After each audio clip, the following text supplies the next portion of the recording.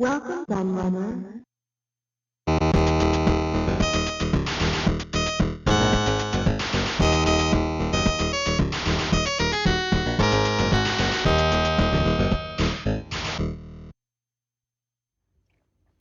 Hello everybody, Q&A the Laird here, and today I have a new book review for you, and it feels like I haven't done one of these for ages. I probably haven't actually.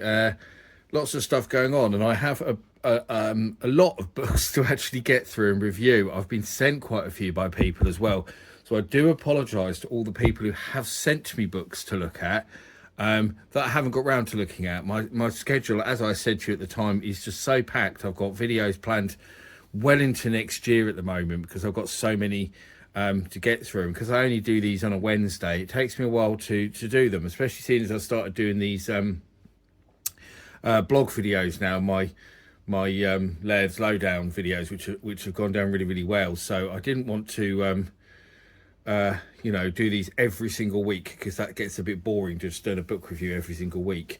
But I digress. We are here. I have got one. I really wanted to get one out around Christmas time because a lot of people get Amazon vouchers. I know I do. I always ask for Amazon vouchers for Christmas, and I usually end up buying books with them. So yeah, I thought you might like to see this. This is one I've had a while, as you can see, the complete guide to the 32X, which I thought was it interested me because I love anything to do with failed consoles or anything like that. I particularly am interested in that generation with the Jaguar 3DO 32X, CD32. It's a generation that fascinates me. I spoke a lot about it in my console generations blog that I did actually recently, where I talked about how I thought the generations were nonsense because I think that is kind of its own generation. So this book really appealed to me when I saw it, and I saw it on sale. I can't remember how much I paid for it. I think it's about £7. But it's not a very big book, as you can see. So probably the fact I got it on sale at £7 will probably made it not so bad. I imagine that if I bought it at full price, I might have been a bit miffed because it's obviously quite small. But then obviously the 32X has a really small library comparatively. I mean, considering the add-on sold, a lot better than the Jaguar, for example, but the Jaguar has a bigger games library. So let's have a look. So it's by Jason Repine. It says there, official Jason Repine design, and Shawn long. So they were the two people who put this book together, who are American, obviously, because it's Sega 32X rather than Mega Drive 32X, and that is the American Genesis branding that they've got on there as well. So on the back, what does it say? The Sega 32X will go down as one of the biggest hardware failures in video game history. It doesn't mean the console doesn't have a story to tell. The Complete Sega 32X guide has you covered with everything you want to know or learn about the Sega 32X. So learn the story of the Sega 32X, the history of the system, the library of games released, including cancelled games, exclusive recounting of favourite memories with the system from people who worked at Sega to retro game enthusiasts. Awesome. Reviews of every game released on the platform. Sounds good, doesn't it? Loads of good stuff in here. So let's have a look. So it's quite a small book, as you can see. It's a kind of A5 format, so it's not that big in terms of size as well as thickness. So here's the intro from Shawn Long, aka RGT85, who's the author. And a quote there from Al Nielsen, Director of Marketing at Sega America, saying, "I spent most of my time trying to kill the 32X. I did an amazing facts video on the 32X, which I'll link down below actually, where I talked about a lot of this and how the 32X came about. And it's some very, very interesting stories around the 32X indeed. Very interesting. So I will link that video down below, and some other 32X ones that I've done. So Sega 32X history. Then here's the tech specs, which is really nicely laid out. I really like how they've done that, really clean, and they've kind of split it. So you've got the 32X, the Mega Drive itself, and then the Mega CD at the bottom, so you can see what that adds to things. Goes more into the specs, goes into the color differences and stuff like that. And I see a picture there from a UK magazine. I'm pretty sure that's Megatech that's been taken from there, actually.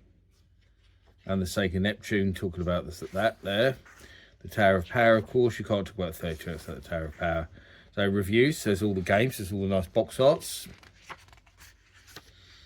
So Afterburner Complete, it just gives a review. It doesn't give ratings, unfortunately. I do like to see ratings, but yeah, it just tells you about each game, who developed it, who published it, when it came out, etc., etc.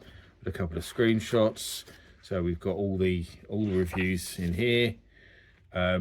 And obviously, like that one, for example, I believe that was only released in PAL, so they've obviously that's why that one's got the PAL box art, the FIFA Soccer, rather than the American box art, which most of them have, the NTSC U artwork. And of course, Chaotix, Calibri, love Calibri, and I love Metalhead. I featured both in my 32X exclusives video that I did. I'll link that down in the description as well, of course. Mortal Kombat 2 and Motocross. Motocross is quite cool, actually, another exclusive.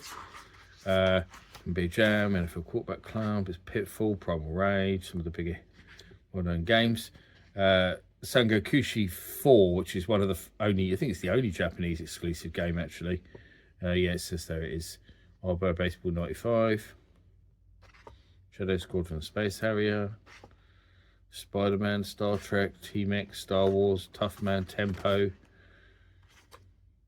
Virtua Fighter and Virtua Racing Deluxe, World Series Baseball, WWF Raw, WWF WrestleMania the arcade game. I always forget there's actually 2 WWF games on the 32X. I don't really like WrestleMania the arcade game. I wasn't a fan. They kind of Mortal Kombat-ized wrestling, and I wasn't really a fan of it. That's the better game in my opinion. Zaxxon Mother Base, which is a really cool game actually. I really like that. So Sega CD 32X, because yeah, there was obviously games that were on CD that also required the 32X header. Not very many of them, and most, I think they were actually all available on regular Mega CD. But obviously the 32X versions don't suffer from that low color, grainy full motion video, because they've got the enhanced color palettes of the 32X, which means they look a million times better. They look loads better. I mean, Night Trap, if you compare the 2 different versions of that, it's night and day. Bigger picture, you know, bigger screen size. Obviously the definition and stuff is so much better. Vertical Strike, Supreme Warrior. Unreleased games, this is an interesting bit for me. I've talked about this a little bit myself, but there's X-Men, which actually was previewed in magazines and everything. I think there's a prototype out there of that as well, I seem to remember. But yeah, never released. Pinocchio there. Daytona USA, which was talked about, but pretty sure it never got very far, because I don't believe they could have done Daytona USA justice on the 32X, especially if you look how lackluster the original Saturn release of Daytona was. I mean, I believe that's what happened. They cancelled it because the Saturn version they were struggling with that, so they knew it kind of wasn't possible. Virtua Hamster, which is a really strange, interesting prototype, well worth trying out actually. Castlevania the Bloodletting, we don't know a lot about that. Soulstar X, there is a prototype of that out there. That was actually a conversion of the Soulstar game that its core design were making for the Jaguar CD, and then they were porting it over to the 32X as well. In the end, neither version was actually released. Although there is prototype of the Jaguar CD version out there that is 100% complete, so you can play it. But the 32X prototype that's out there, I don't believe is complete. I think it's, yeah, it says there are 2 levels. There we go. They hadn't finished porting it over. Clay Fighters 2, Judgment Clay. It's a very early prototype of that. Sonic Crackers and Sonic Mars. Spot Goes to Hollywood. That ended up on the Saturn. There's a lot of 32X games that were kind of started life on the 32X, and then actually just ended up on the Saturn. 32X Extreme. Oh, there's loads more they could have put in there. Sega 32X Memories. So lots of people giving their memories here. That's Al Nilsson, Director of Marketing at Sega. There is Greg Bargas, games journalist. I'm not familiar with him, I have to say. Blake J. Harris, author. Yeah, I know him. Joe Redified, GameSack host. I know him, but I'm not a fan of GameSack. I think it's really boring. I think he's a really awful wooden presenter, I have to say. I'm not a fan of that channel at all. Modern Vintage Gamer. I'm aware of him, but I've never watched his channel, so Don't have any opinion there. HD retro cables. Okay, don't know who they are. Sega Lord X, I know who he is. I've watched some of his videos. Sega Virtual Processors, talking about the SVP chip a bit at the back. So marketing, so this is going to have some of the adverts and stuff, isn't it? So yeah, loads of different adverts from different parts of the world for the 32X, so Japan and Europe and Brazil and just about everywhere really. That's always nice to see. Plenty of these. And then about the author. So obviously about, I knew he was a YouTuber, RGT85. I've seen some of his videos. I don't follow him, but I've seen some of his videos. I don't follow many American channels. I find them a bit annoying, I have to say. Especially a lot of American channels look at things in a very American way, which I don't like either. They kind of ignore the fact that there was this whole other world outside America where things were different. That annoys me a lot about American channels. They don't look at things in a worldwide perspective. I mean, my channel, obviously, I'm English, so my channel looks very much so from a British perspective, and secondly, I suppose, a European perspective in many ways. But I still cover a general worldwide perspective. It's just that my view is slightly skewed to the UK and Europe. But I mean, the fact I still cover all the obscure Japanese systems on my channel, you know, like I've done videos about things like the FM Towns and the Sharp X1 and stuff like that.